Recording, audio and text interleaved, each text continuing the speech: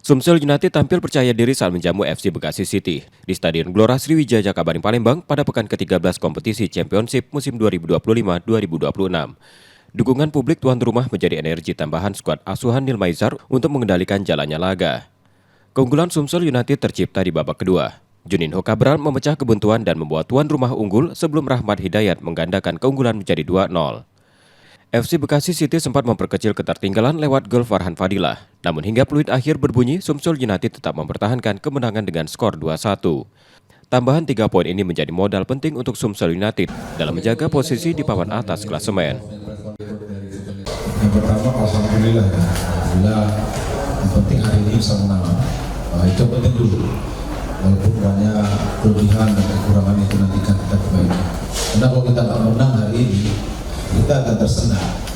Minimal kita nggak kalah lah.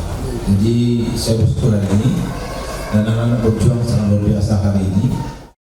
Meski harus mengakui keunggulan tuan rumah, FC Bekasi City tetap menunjukkan perlawanan sepanjang pertandingan. Evaluasi permainan menjadi pekerjaan rumah tim tamu untuk menghadapi laga-laga berikutnya.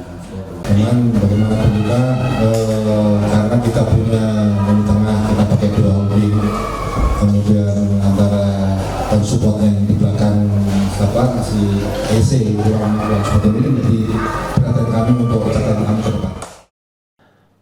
Hasil ini membuat Sumsel United bertahan di peringkat ketiga klasemen sementara grup 1 dengan raihan 23 poin, sejajar dengan Adiaksa FC Banten yang berada di posisi kedua. Nur Muhammad, Kompas TV, Palembang, Sumatera Selatan.